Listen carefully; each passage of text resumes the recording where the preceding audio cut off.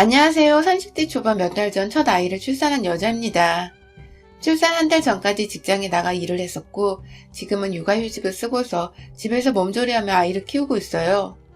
참고로 저는 공무원이라 육아휴직을 1년간 쓰기로 했으며 유급휴가라서 그 기간 동안 다달이 100만 원이 좀 안 되는 돈을 받을 수 있습니다. 처음 3달 동안은 그보다 더 많은 돈을 받았고요. 저에게는 첫 아이라서 제가 쏟은 정성이 참 큽니다.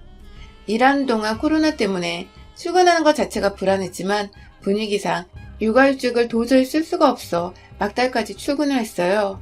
그 바람에 정신적인 괴로움은 컸지만 그만큼 불안한 마음을 아이를 더 잘 자라게 하는 데 쓰고자 잘 먹고 잘 자라고 노력하면서 제 몸 관리에 최선을 다했어요. 저와 동갑내기인 저희 남편은 저처럼 공무원인데요. 둘 다 공무원 시험 준비를 할 때부터 알고 지내던 사이였던지라 서로 얼마나 아이를 좋아하는지 그리고 얼른 아이를 키우고 싶어 하는지도 잘 알았고 그래서 남편은 제가 임신을 했을 때부터 절 참 각별하게도 케어해 줬답니다. 자기가 알아서 온라인 서점에서 태교에 관한 책들을 한가득 주문해 배송해 주는가 하면 작년 말에는 예비 아빠 교실이나 예비 부모 교실 등 나라에서 하는 것과 여기저기 문화센터에서 하는 프로그램에 참여해 이것저것 애 키우는 걸 전문적으로 배우기도 했어요. 한마디로 남편이나 저나 참 아이를 무척이나 기다렸다는 겁니다. 하지만 막상 아이를 출산하고 나니 애가 생각처럼 그리 건강하지 못했어요. 조사는 아니었지만 임신했을 적부터 선생님께서 말씀해 주신 것처럼 애가 다른 애들보다 너무 작아서 곧장 제품이 아닌 인큐베이터 안으로 들어가게 되었고 저는 출산 후 몇 주간 아이가 그 안에 있는 내내 잠을 한숨도 못 자고 매일같이 울기만 했던 것 같아요. 이게 다 저 하나 때문인 것만 같았습니다. 제가 너무 나이가 들어 아이를 가진 건가? 제가 좋아하는 음식들을 더 많이 먹지 못해서 이런 건가 싶어서 남편을 붙잡고도 그리고 저희 엄마를 붙잡고도 매일같이 후회하고 슬퍼하는 눈물만 흘렸답니다. 제가 그렇게 꺼이꺼이 목 놓아 매일 이름을 불러서 했을까요? 천만다행히도 아이는 곧 몸무게가 정상으로 돌아왔고 정말 신기하게도 우는 것까지 저만큼이나 목 놓아 아주 기똥차게 울어대더군요. 입원 중이던 아이를 제품에 온전히 안고 병원 밖으로 데리고 나오는데 정말 막 출산을 했을 때보다 세상을 다 껴안은 기분이었답니다. 비록 제 몸은 출산 후 아이 걱정을 한다고 제대로 먹지도 관리도 못해 아주 엉망진창이 되었지만 제가 남들 눈에 어떻게 보이는지는 하나도 중요하지 않았어요. 제품에 있는 아이가 더 건강하게 자라길 바라는 마음이 제 머릿속을 가득 채우고 있었으니까요. 그건 제 옆에서 내내 손을 잡아주던 남편도 마찬가지였고요. 그렇게 집에 와보니 친정 부모님과 제 여동생 그리고 친구들까지 모두 모여서는 남편과 함께 머리를 맞대 절 위한 서프라이즈를 준비했더라고요. 저와 아이를 위해서 집안을 온통 아이 놀이터로 꾸며놓았었죠. 아직 제대로 놀이기구를 탈 수도 없고 장난감을 가지고 놀 수도 없는 어린 갓난아기를 위해서 온 집안을 알록달록한 빨주노 소파, 색상으로 채워놓은 제 사람들의 정성을 보니 전 또 눈물을 왈칵 쏟았답니다. 모두가 우리 아이가 건강히 자라길 나만큼이나 바랬구나 싶어서 말이죠. 그렇게 제 집으로 돌아온 아이는 지금까지도 참 건강하게 잘 자라고 있습니다. 이제 출산한 지 4달이 되었는데 진작에 스스로 몸도 뒤집었고 모유는 어찌나 배부르게 먹던지 식사 시간에 맞춰 칼같이 울어대느라 저와 남편이 우리 아기 식사 대령하느라 또 죽을 맛이더라고요. 그래도 이런 고생마저도 아이가 아플 땐 상상도 못했던 것이었다며 늘 불평불만을 하지 않고 즐겁게 아이를 키워내고 있었어요. 그런데 그렇게 정신 제대로 붙잡고 육아를 하는 와중인 제가 누구 때문에 매일이 불편해 죽겠고 어쨌든 서글퍼서 밤에 눈물까지 흘린답니다. 바로 젊디 젊고 예쁜 5살 어린 20대의 저희 아가씨 때문에요. 아가씨는 얼마 전부터 저희 집으로 정기적으로 찾아오고 있습니다. 바로 저의 육아를 도와주겠다는 명분하에 말입니다. 글쎄 시어머니께서 저와 남편하고 상의도 하지 않은 채 손주를 돌보는데 손이 더 필요하지 않냐며 자기 딸을 저희 집으로 보내왔더라고요. 그것도 그냥 도와주겠다는 게 아니라 옆에서 일손이 돼줄 테니 용돈을 주면서 일을 시키라고 말입니다. 한마디로 애 낳은 오빠네 집에 알바를 하러 찾아온 것이었습니다. 가족이 도와주러 왔는데 그깟 돈 좀 쥐어지는 게 뭐 어떠냐고 하실 분들도 계실 텐데 솔직히 저하고 아가씨, 그리고 시어머니까지 싹 다 사이가 그렇게 좋지 못해요. 시어머니랑 아가씨가 저한테 결혼 전 제대로 실수를 하셨거든요. 제가 남편보다 공무원 시험을 1년 늦게 합격을 했는데 그때 두 분은 저를 기다리지 말고 공무원 수준에 맞는 여자를 만나라며 여기저기 남편한테 선자리를 주선했고 남편은 끝까지 거절은 했었지만 결국 시엄마와 선자리로 논쟁을 하던 카톡을 제가 읽어버린 바람에 잠깐 죄 없는 남편과도 헤어질 뻔 했었습니다. 자신은 다른 여자가 눈에 안 들어온다며 한결같이 저한테 매달려준 남편 덕분에 저도 힘내서 공부 합격하고 다시 만나기까지 할 수 있었지만 솔직히 공무원 수준을 운운하면서 자기 아들하고 제가 수준이 안 맞는다 생각을 하셨던 시어머니 태도 자체는 생각할수록 기분이 나빴어요. 그래도 무시를 하고 남편 하나 보면서 결혼을 하려 했는데 마지막에 아가씨가 쐐기를 박았죠. 저보고 참 독하다고 하더라고요. 제가 글쎄 공무원 남편한테 시집가겠다고 공무원 시험을 합격했다네요. 저 취업하고자 저 위에 한 공부를 한참 어린 여자가 자기 오빠랑 결혼하려고 독하게 공부를 한 거라고 치부를 해버리니 저도 열이 제대로 뻗쳐서 이 결혼 없겠다고 남편한테 이별 선언을 했네요. 뭐 지금 애까지 낳은 걸 보면 아시겠지만 또 남편이 죽어라 매달리니 저도 시어머니랑 아가씨는 웬만하면 안 보고 살고 싶다는 의사를 분명히 밝히고 결혼을 했습니다. 그런데 한동안 소식도 없고 왕래도 없었던 아가씨가 뜬금없이 시어머니와 무슨 꿍꿍이었는지 저희 집에 와서는 절 도와주는 대가까지 요구를 하니 황당한 걸 떠나서 뭐 이런 못 배운 것들이 다 있나 싶더군요. 꾸준하게 애가 없고 꾸준히 상대를 배려할 줄 모르는 태도들이 참 상대와 가치도 없는 것들 같았어요. 하지만 애를 낳고 보니 남편의 가족들을 칼같이 대하기가 힘들더군요.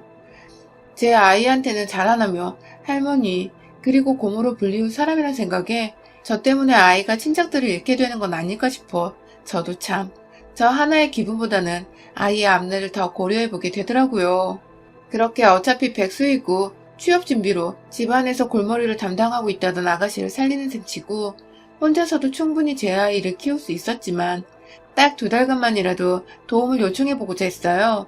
그 2달간 정 제가 도움을 요청할 것이 없으며 임신하며 찌운 살을 빼기 위해 운동하는 시간만이라도 온전히 제가 집중할 수 있도록 아이를 부탁할 생각이었죠. 하지만 아가씨 그 저렴한 주둥이는 정말 어디 안 갔더라고요. 처음에 묵묵히 자기도 애보는 게 처음이라 긴장이 되는지 별말 않고 제가 시키는 것들을 곧잘 해냈어요.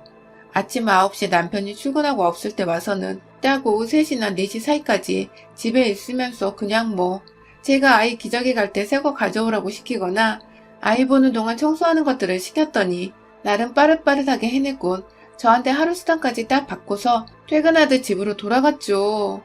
하루 수당은 어떻게 줘야 할지 몰라서 최저임금에다 조금 더 붙여서 55,000원으로 퉁쳤고요. 주말은 남편이 있으니 오지 말라고 했더니 처음엔 수입이 짭짤했는지 주말에도 오겠다고 우기더니 남편이 한 소리 하니까 그제서야 알겠다고 수긍하고 돌아섰죠. 아무튼 수당을 그 정도로 받기엔 하는 일이 너무 없었지만 아가씨도 이게 꿀잡인 걸 알고는 하루도 빠짐없이 집에 왔어요.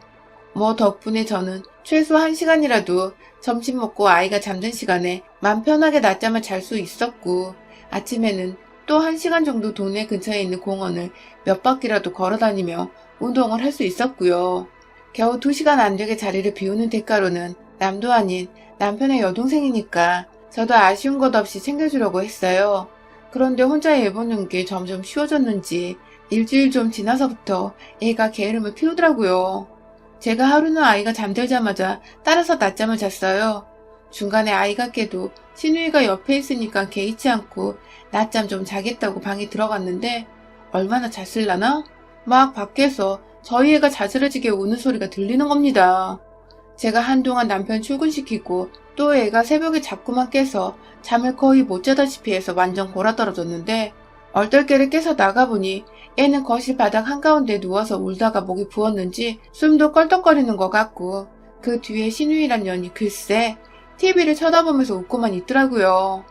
옆에는 애 만지는 손으로 손에 부스러기 묻어나는 과자를 잡수고 계시고 제가 아가씨 하면서 한번 째려보고는 아이를 급히 안아 달랬어요. 누굴 탓하겠나요. 남한테 아이 맡긴 제 잘못이죠. 그래도 돈 받고 일하겠다고 와서 있는 사람이 바로 앞에서 얼굴이 시뻘개지도록 울고 있는데 한 번 안아볼 생각도 안 하고 TV나 쳐보며 깔깔대고 있다니 제 상식으로는 도저히 이해가 가지 않더라고요. 일반 도우미 분이었음 당장에 자르기라도 했을 텐데 아가씨는 제가 자르겠다고 할 수도 없고 뭐라 컴플레인을 걸 데가 시어머니 말고는 없고 애가 우는데 왜 안아주지도 않고 있냐고 저도 홧김에 언성을 높이니 아가씨가 그러더군요. 엄마는 사람이 퍼질러 자는데 제가 뭐 큰일인 줄 알고 애를 하나요? 라고 말이죠. 토시 하나 틀리지 않고 뻔뻔하게 이렇게 말을 해버렸죠. 그래서 그 후로 전 낮잠 자는 걸 포기했습니다. 운동 나가는 것도 포기했어요. 돈을 받는데도 불구하고 아이를 돌보려고 하기는커녕 애가 배고파서 울던 졸려서 울던 애 엄마가 안아줘야 애가 안 울 거라며 손도 대지 않고 있는 아가씨를 보니 마지막 한 톨 남아있던 쥐뿔만한 믿음마저도 싹 사라져버렸거든요. 도무지 돈을 줘야 할 그리고 집으로 부를 이유가 없어서 남편에게도 이야기를 했고 시어머니께도 전달을 했습니다. 더 이상 우리 집에 와서 돈이나 축내며 날 도와주겠다는 명분을 내세우지 말라고요. 그런데 아가씨는 제 말을 어떻게 전달받은 건지 그 다음날에도 우리 집에 왔어요. 이번엔 아이를 더 잘 돌봐주겠다면서 다시는 대충 아이를 내버려 두지 않겠다고 다시 일하게 해달라고 빌더라고요. 굳이 사람 고용할 필요가 없는데도 자꾸만 일하게 해달라고 하니 아휴 제가 등신 같았지만 뭐 어쩌겠어요. 코로나로 일자리를 구하기는 더 어려울 텐데 이 정도로 자존심 구기고 일하게 해달라는 아가씨가 또 애처로 보여서 제 발등을 제가 찍은 채 다시 고용을 했죠. 하지만 이번엔 아가씨의 전혀 다른 선빵이 날라왔습니다. 하루는 아가씨가 그러더라고요. 언니는 그 살덩이 다 언제 빼요? 하고 말이죠. 순간 잘못 들었나 싶었어요.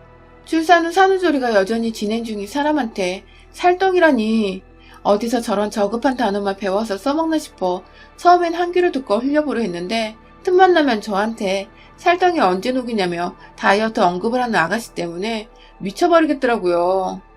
저라고 이 살들을 빼기 싫겠냐고요. 그래도 아가씨라도 있으니 밖에 나가서 동네라도 걷다가 들어오곤 했었는데 그마저도 제 아이를 제대로 돌보지 않길래 포기를 하고서 집에만 붙어있는 건데 여전히 모유수유를 하니 먹는 건 아이 생각하면 챙겨 먹어야 했고 조금이라도 저녁을 굶으면 힘이 빠져 새벽 내내 아이가 울어도 달래는데 힘이 붙이고 제가 죽을 것 같으니 삼시세끼는 코박 챙겨 먹었는데 그런 사람한테 살덩이를 녹이네 마네 하고 앉아있으니 기분이 나쁜 건 둘째치고 마음이 서럽더라고요. 그래도 출산 직후보다는 벌써 10kg를 넘게 뺀 상태였거든요. 아직도 현재 진행 중이고 전 제 몸을 생각해서라도 급하게 살을 뺄 욕심도 이유도 없었는데 옆에서 20대의 젊은 아가씨가 이런 말을 건네니 저 스스로 자존심도 많이 상하고 실제로 자존감도 바닥을 치는 기분이었습니다. 왜 내 돈 주고 일 시키는 아가씨한테 이런 모진 소리를 들어가며 내 기분을 망쳐야 하는 건가 싶어서 도무지 현 상황이 이해가 가지도 납득이 되지도 않았지만 죽어도 제 옆에서 돈 받아가며 일만 해야겠다는 아가씨를 떼어낼 재간은 없었어요. 그건 저보다 순둥이인 남편도 마찬가지였고요. 그러다가 얼마 전 결국 이 대가리 빈년을 제 집에서 제대로 쫓아냈습니다. 바로 치킨 덕분에 말입니다. 아니 글쎄 매일같이 제 몸뚱이를 위아래로 훑으면서 언니 살덩이 하고 절 비꼬듯이 말하던 아가씨가 글쎄 자기는 먹어도 살이 안 쪄서 큰일이라며 언니는 살 빼야 하니 보기만 하라고 치킨 한 마리를 주문한 겁니다.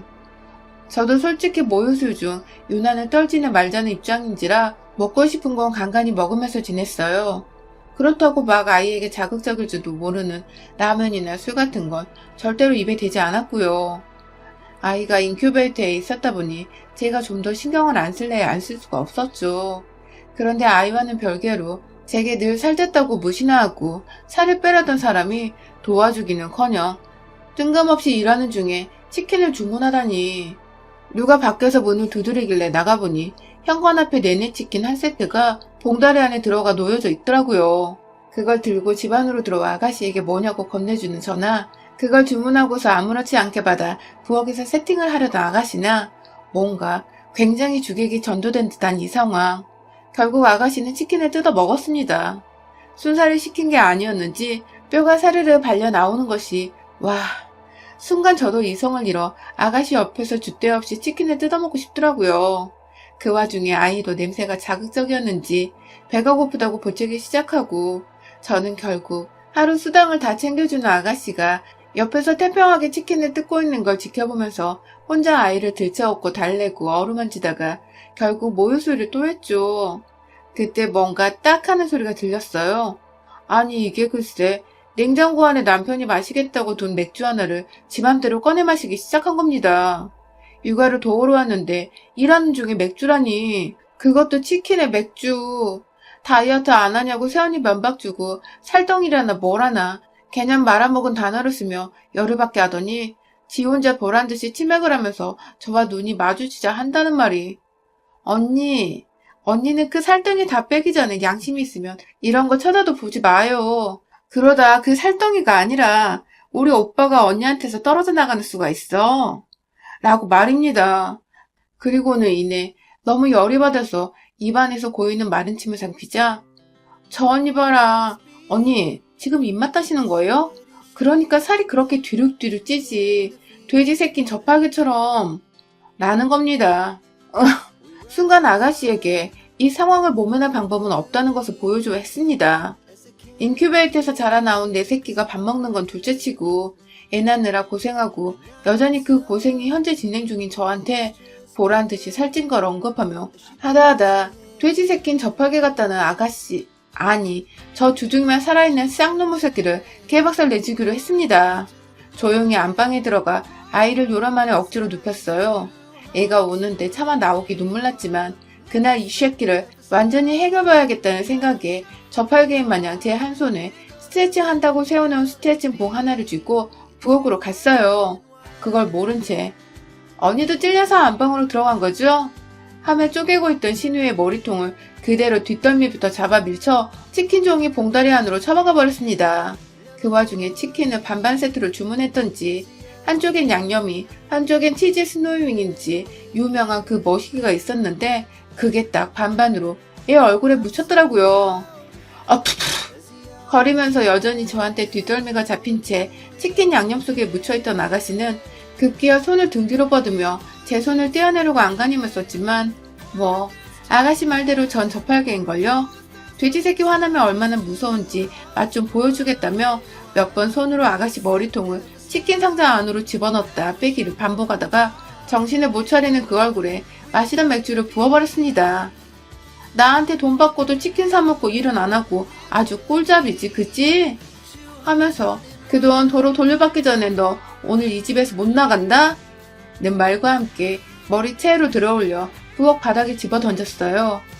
그리고 손에 든 스트레칭 봉으로 미친년 마냥 쑤시고 위로 올렸다 내리치면서 혼이 쏙 빠지게 처먹게 해주니 그제서야 언니가 걱정되어 다이어트 자극을 주려고 일부러 한 말이라고 언니는 절대 저팔계가 아니라고 별 와닿지도 않는 변명을 하더라고요. 전 나 그냥 저팔계 할래 하면서 이번엔 맨손으로 더 죽일 듯 해줬고요. 그 와중에 방 안에 있는 제 아이는 어찌나 효자이던지 엄마와 고모의 싸움에 쥐죽은 듯 조용히 있더라고요.